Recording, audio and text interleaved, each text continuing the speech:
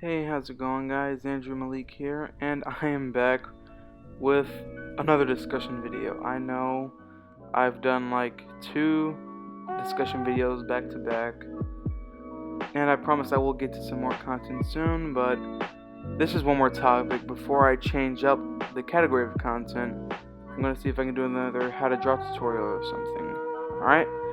So, this discussion video is going to be about if manga artists are underappreciated or not. Now, this is quite a big topic because it kind of, it affects the whole industry in a way, because I know in Western culture, we have figures like Stan Lee and things of that, Todd McFarlane, and they're widely respected for their work. Now, in Western culture, do people view manga artists in the same light? And the quick answer to that is no, they really don't. But I feel there's quite a large gap between Western comics and manga, and kind of the work situations, which plays a large part in this discussion as to whether they should be appreciated more. Now, for a lot of people who are kind of avid, I guess, viewers of anime and manga, they will probably know the tough work schedule that mangaka have to go through to produce about 30 to 60 pages a week, like getting 4 hours minimal of sleep every day, so you can pump out pages for the chapter for your deadline coming up this coming week. And even the animators, when there's an animator being released, the animator, actually just recently there was an animator who worked on Yu Yu Hakusho, Bleach, and Naruto who actually died on the job.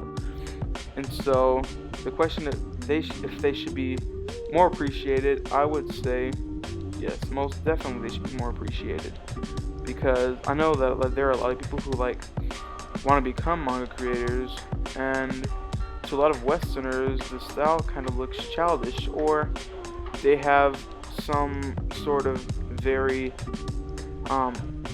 misconstrued perception of what manga and anime really is, and that kind of it leaves a bad rep for everyone else, and we're underappreciated. And you could work like no one else, but because of the rep that the industry is infamous for, I should say, people are going to be like, oh, you draw anime. And another thing is, compared to realism. Now I know there's an argument about whether realism trumps over manga, but to be honest, that is kind of a personal preference, but you do need to know some realism to draw manga for body proportions. And so realism plays a big role in anime and manga.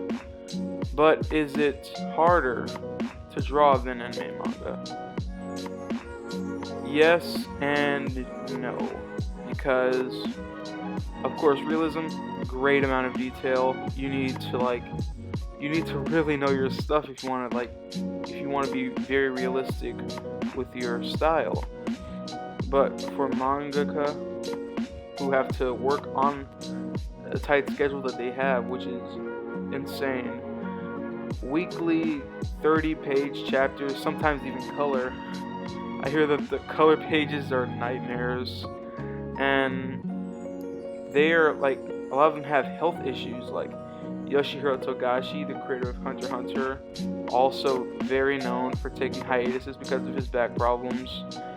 And Eiichiro Oda, the creator of One Piece, I remember a couple years ago, he was actually sick quite often, and Tite Kubo, the creator of Bleach, was actually hospitalized for, I believe, a couple of months.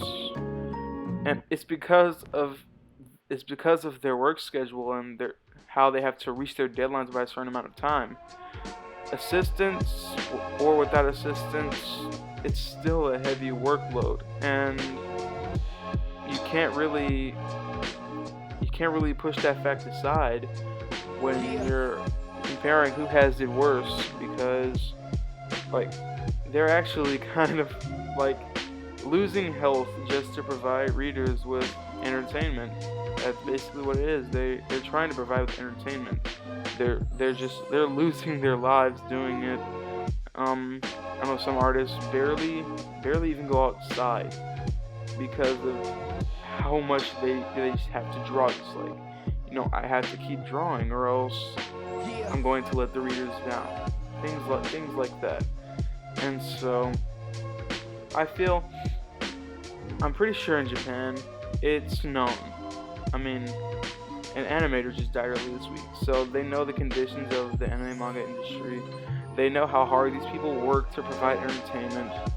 And the animators, they only get, like, from what I hear, $900 a week, but of course it's not dollars, it's yen.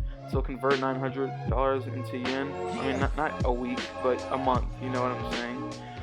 And those are conditions that you really don't want to work in, but they're doing it for something that they love. And that's like, I know a lot of people question if it's really even worth it at all, but to them, it's worth it to them. And they're wasting their lives away. Not wasting it, but they're really cutting off years of their life, getting ill, trying to provide people with entertainment. And I know that they should be appreciated more, at least in the West, because in Japan I'm pretty sure they're appreciated. Artists like Toriyama, Araki, creator of JoJo, which is actually the drawing in the background. I was doing a piece, kind of a JoJo Part 4, Diamond is Unbreakable fan art. And so, also pertaining to this drawing, who's your favorite JoJo? Leave it in the comments below. I would love to hear it.